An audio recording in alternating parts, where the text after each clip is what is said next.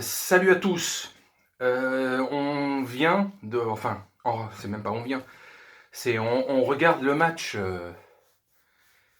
entre le Danemark et la Finlande, là, et depuis une dizaine de minutes, il y a un drame qui est en train de se passer.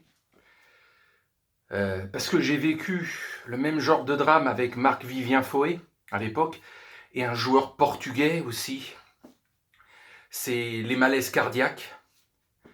Et il y a l'une des vedettes, l'une des stars de l'équipe du Danemark, Eriksen, euh, qui est joueur de l'Inter et on ne sait pas s'il est encore à cette heure-ci, au moment où je publie la vidéo, vivant ou décédé.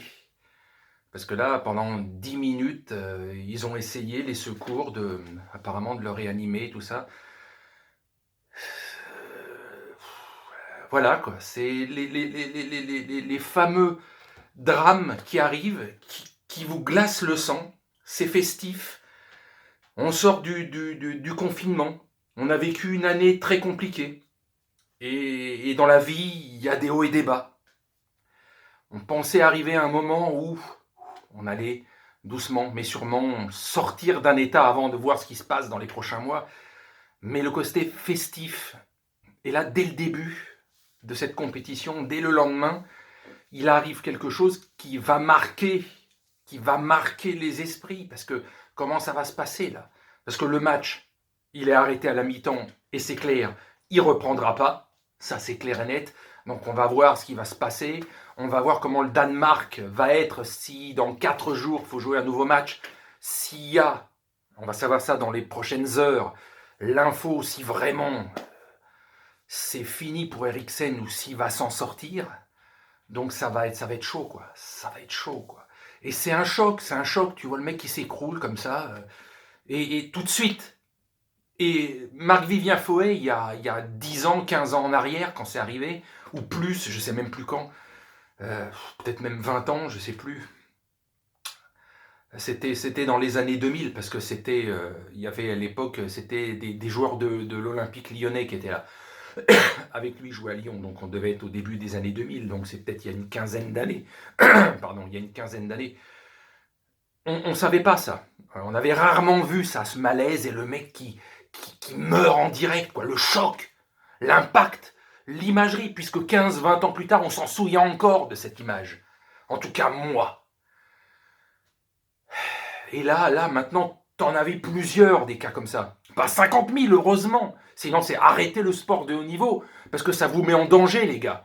Donc, mais là, quand on a vu comment il est tombé, putain, en 10 secondes, on a compris qu'il se passait un truc qui allait pas, quoi. Ah non, non, non. Il y a même, on a vu sa femme qui est descendue des tribunes, apparemment, et qui était là, présent avec les secours, et qui était pas bien du tout, quoi.